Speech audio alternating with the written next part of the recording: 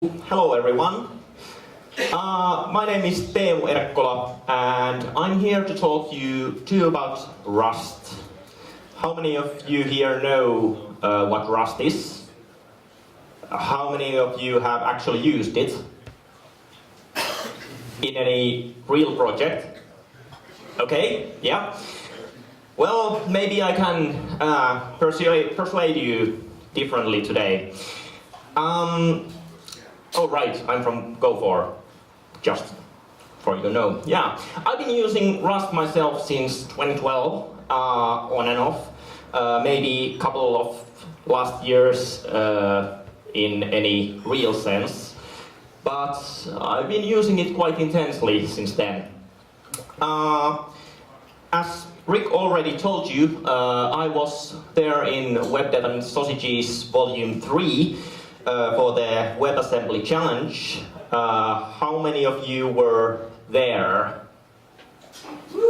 Okay, few of you have been hanging on. That's great.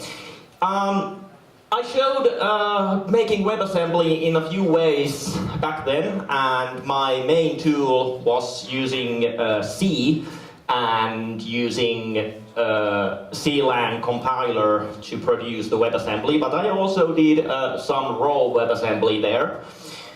And I'm actually making another presentation, which I'll maybe present in this venue later, about making WebAssembly with Rust with modern tools.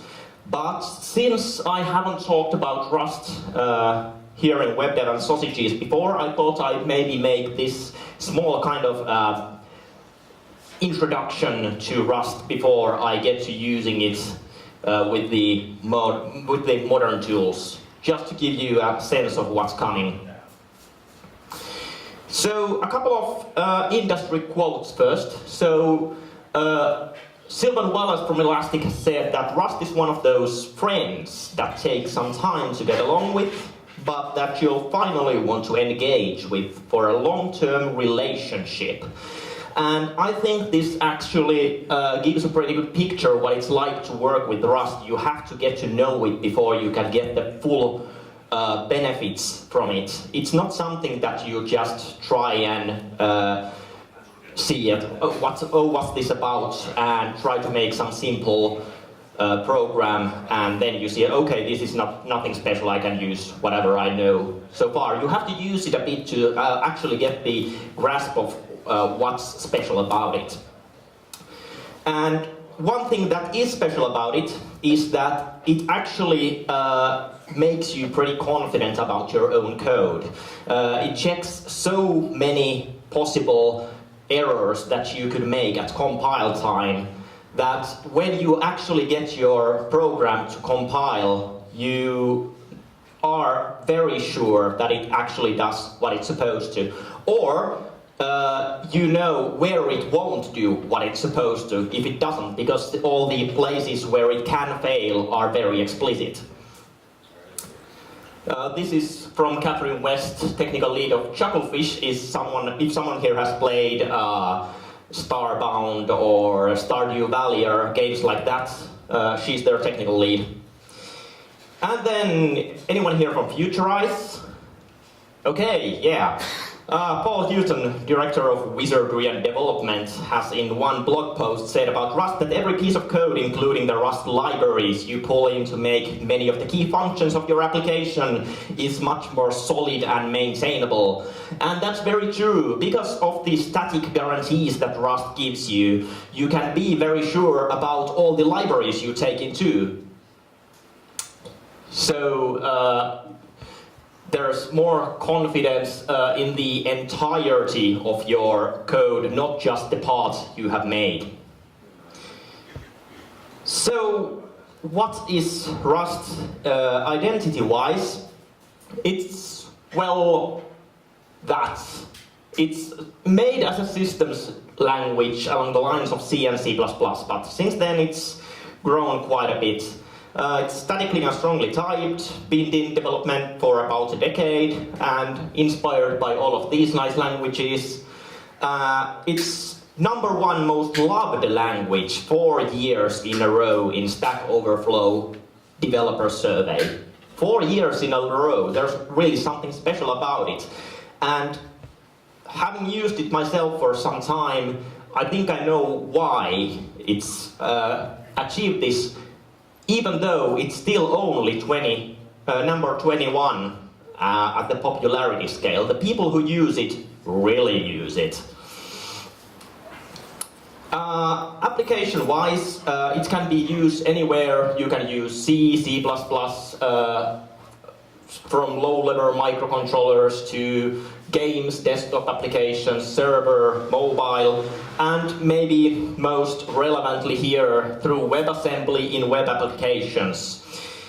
The support for the WebAssembly side has been coming along real nicely, and the next talk I'm going to keep will be mostly about how to use Rust with WebAssembly. But before that, let's get to Rust itself, to the nitty-gritty. Rust has a Haskell-inspired type system which structures traits and generics, lots of zero-cost abstractions. If you don't know, zero-cost abstractions are things that you couldn't probably code better yourself. It doesn't mean that they actually just vanish at compile time, but they become structures at compile time that are on a par with what you could do by hand. So you're not actually losing anything by using them. It has a safe and high-performance memory model. We'll get to that in a bit. Macros, if anyone here knows how Lisp macros work, well, Rust's macros are somewhat familiar. There's two ways to make them, procedural and declarative, with varying amounts of expressiveness and kind of power to mutate the AST. It has minimal runtime, which is important for a WebAssembly language. If you need, it has efficient C bindings, which actually translates into efficient WebAssembly bindings as well. Unsafe semantics for doing dirty stuff if you need to do it, but it's kind of cordoned into this entirely separate thing so that if something, some pointer gives you an error, then you know that it must be in some of these places. But a typical Rust code doesn't actually have any of those. It's usually inside abstractions for handling such structures. Yeah, as I already mentioned, the static verification is very good. Programs that compile mostly just work. That's similar to Haskell, but some people have said it's actually more true about Rust than Haskell, though that's debatable. It has built-in systems for documentation, testing, benchmarks, examples. This is really nice. I mean, you can put examples for a function, say, in your code. You can put a usage example as a documentation comment. And when you compile the documentation, it actually runs all those examples. It tests that your examples compile and run correctly. So your examples are also always up to date. You can't get your documentation out unless it's up to the same standards as the rest of your code. That's nice. And it can actually generate quite a bit of documentation even if you don't provide it anything. Tooling, there's also a library repository system similar to NPM Cargo. There's a set of libraries from crates.io. Recently, actually, there's been changes so you can define your own crates.io style repositories if you need private repositories. There's toolchain management with Rustup if you need, say, compiling, cross-compilation to some other environment. Actually, WebAssembly is one of those, so you just say Rustup, hey, I want to do WebAssembly, and then you can just compile to WebAssembly and it works. There's a language server, so IDEs get first level support. And there's a very good linter called Clippy that will make your Rust code a lot better. It tells you where you could actually, say, omit some things, so it will be more readable, or it will tell you that, hey, you are doing this thing here, but actually if it is run like this, then you will do extra steps in your code, but if you change it like this, then your code will be more performant, and so on. So it does more than just tell you simple syntax like style things. It tells you actually how to make your program better. Okay, so usually when I talk about this, Rust, I'm asked that, well, what's special about it, despite all that I just said. I usually come back to the ownership model because it's quite unique to Rust, and it's actually the base reason for many of Rust's unique qualities. So in Rust, whenever you have a value, it has an owner. And that owner can be a variable, it can be a constant, it can be another value, but it always has an owner. And own values, they can be moved, so the owner can be changed. The owner can borrow them, either immutably or mutably, but there can never be both immutable and mutable references at the same time. It's checked at compile time that this is not possible. You can have many immutable references at the same time, but only one mutable reference. So this means that at any point in your code, it is checked at compile time that any value can be modified at through exactly one place in your code.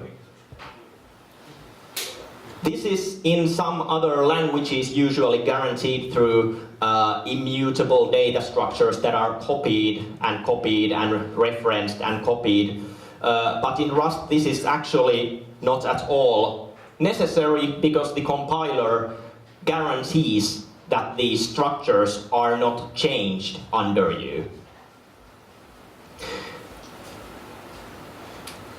And for memory, this actually goes nicely into the memory model. Rust has no garbage collection because it doesn't need garbage collection. Memory is freed whenever the owner of a value goes out of scope. That's simple. If there's no owner, there can be no borrows, there can be nothing. The owner is the only thing that keeps the value alive. Okay? You can do dynamic allocation. If that sounded, you can only have some stack allocated stuff, but you can do dynamic allocation using this abstraction called box, which is kind of a smart pointer.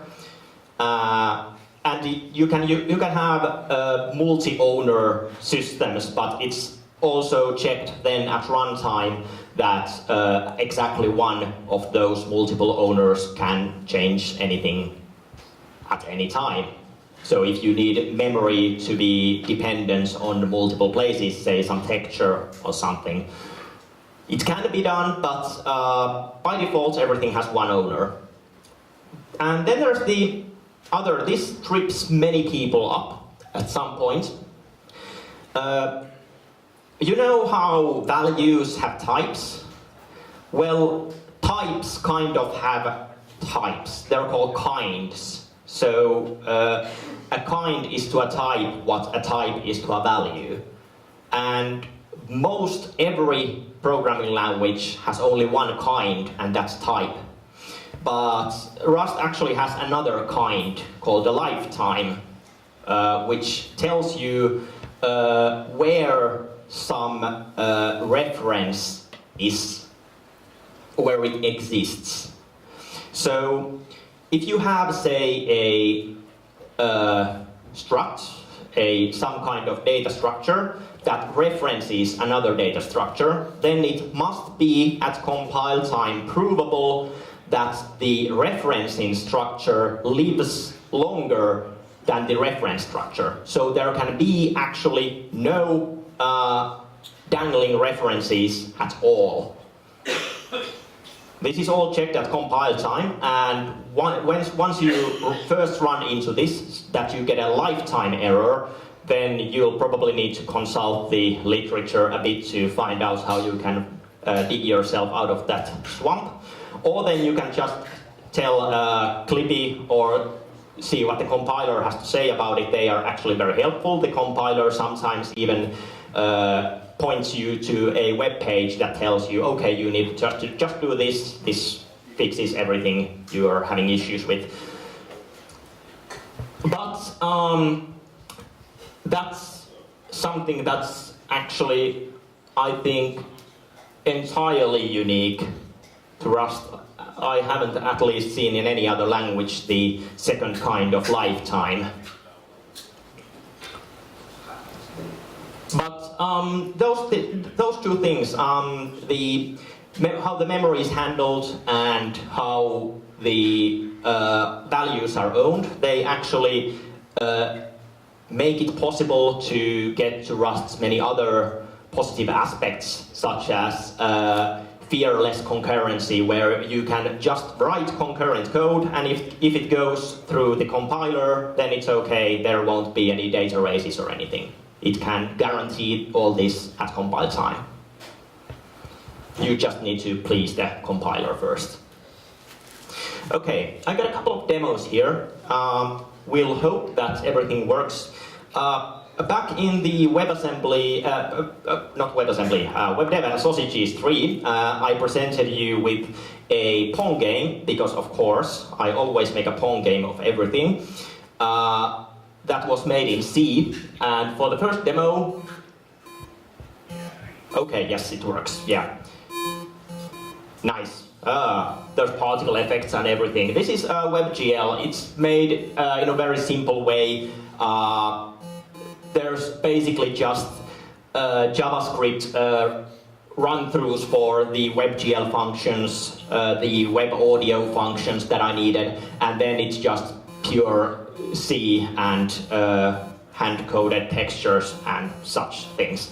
But this is just the Rust implementation of the same. And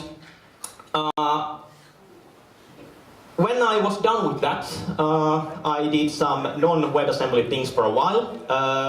Does anyone here know what SFXR is? This little handy application that lets you generate sound effects for small games. Okay, it's a small SDL application done during some Ludum Dare or something to generate sound effects for games. And so I actually made the SFXR library. I transliterated it into Rust, and then I just made a similar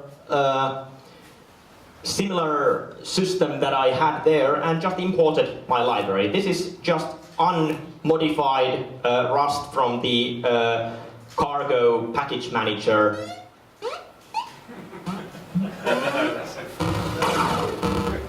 Running in the browser. That's just taken from the code that I made to work with Rust programs just running on the browser. And after I had made this, well, of course, I had to combine the two by having live generated sound effects for the Pong game. That's great. Let's see if I can get the bug out. Okay, nope. One more time. It's very nice when I can trap the ball between the paddle and the edge. It makes a very nice sound. Okay, maybe that's enough. So, okay, if you want to learn Rust, there's a couple of links there. You probably won't remember them, but just go to the Rust language site. There's a book there. It's a good place to start. And then just head to Reddit's Rust subreddit, and it will tell you the rest. Okay, This says conclusion, but there's actually a bit more to come. About Rust, it's a language worth learning, even if you don't end up using it, because it doesn't just let you make great programs, it actually makes you a better programmer. By learning how to please the Rust compiler, you actually learn to avoid the same mistakes you make in other programming languages. I, for one, before using Rust, didn't think I made many mistakes, and now I know that I do. I make mistakes all of the time, and I'm terrified about it when I'm not making Rust because the compiler isn't telling me I'm making those mistakes. Rust can sometimes be verbose, but there's usually good reason for why something is made so explicit or why you're made to do things the hard way. It isn't typically immediately obvious, but when you go to see the rationale that why things are made in Rust in a specific way, you'll find out that it's actually good to make it that way. If you do try Rust, you will rage against the compiler, as I like to say. So you'll try to make something the way you have always made it, and then it doesn't work, and then you'll think that this is crap, this should work, I know this should work, but why isn't it letting me do this? But then you'll maybe learn something. There's a really wide application area. You can do pretty much anything in Rust, especially through the WebAssembly thing, because WebAssembly can be run anywhere there's a runtime, and there's increasingly a runtime everywhere for WebAssembly.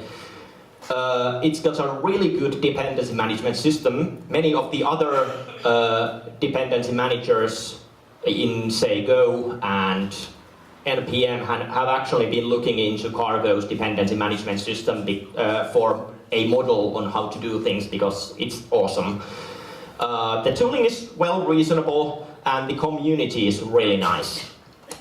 Okay, so I've been telling people how to use Rust and telling people to use Rust for quite a bit now, and seeing people learning it.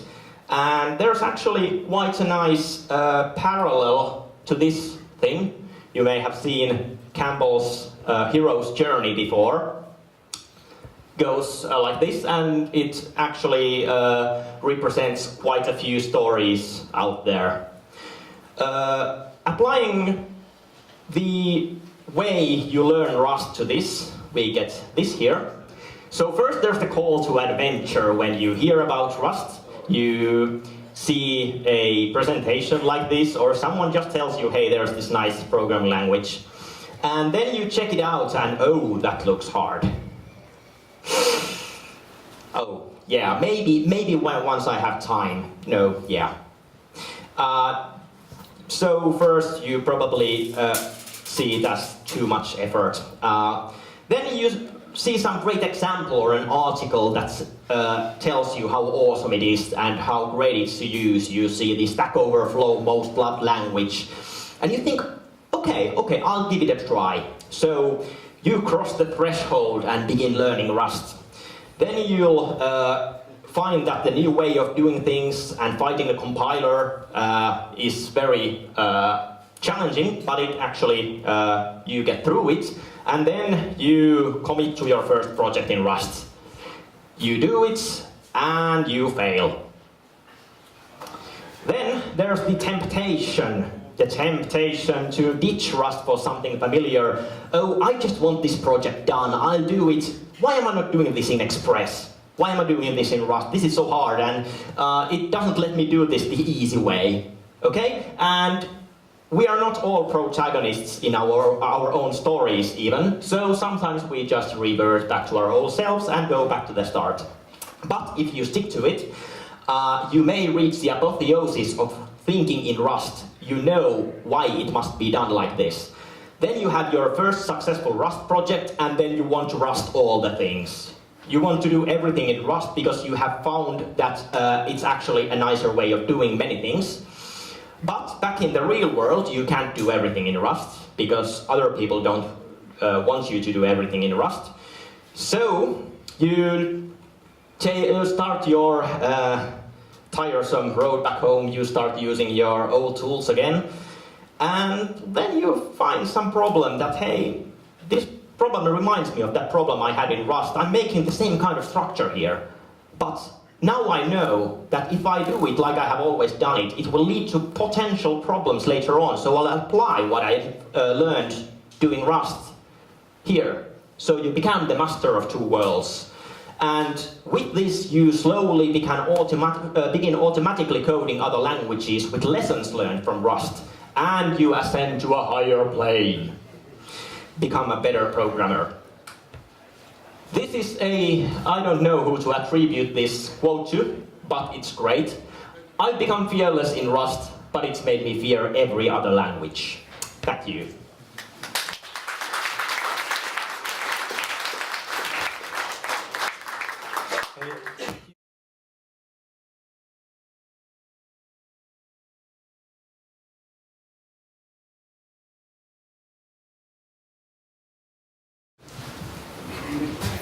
Okay, thank you. So, on which step are you on the journey? On the journey, I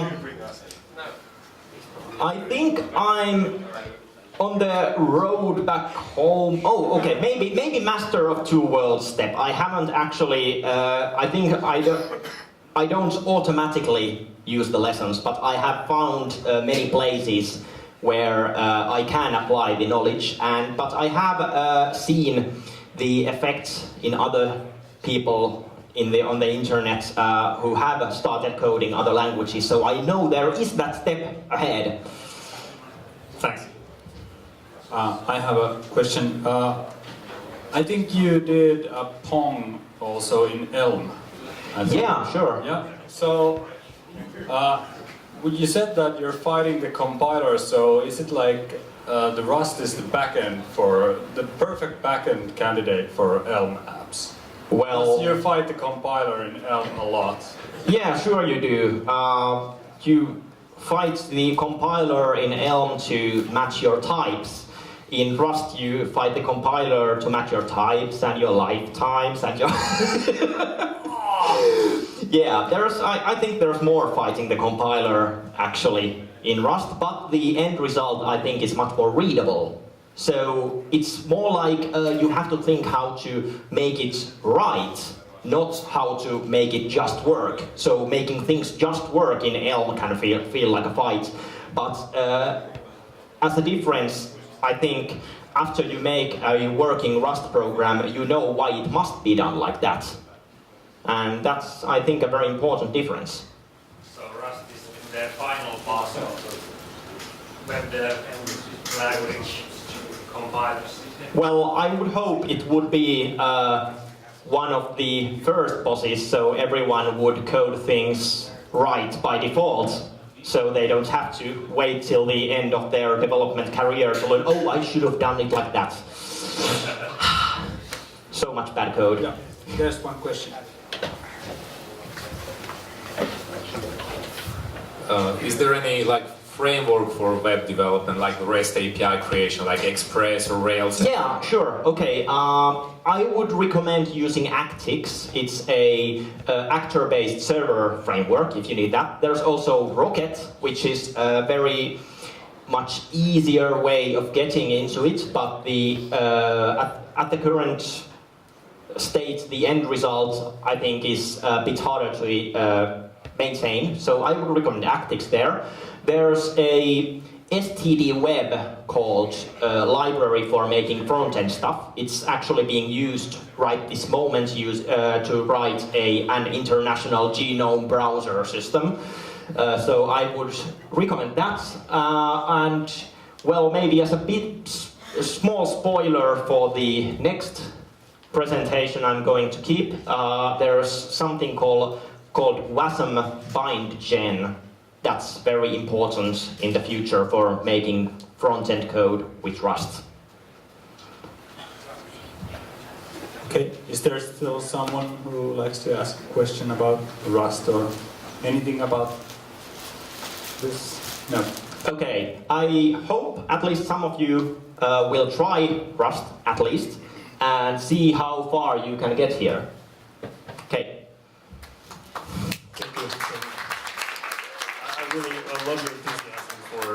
not just Russ.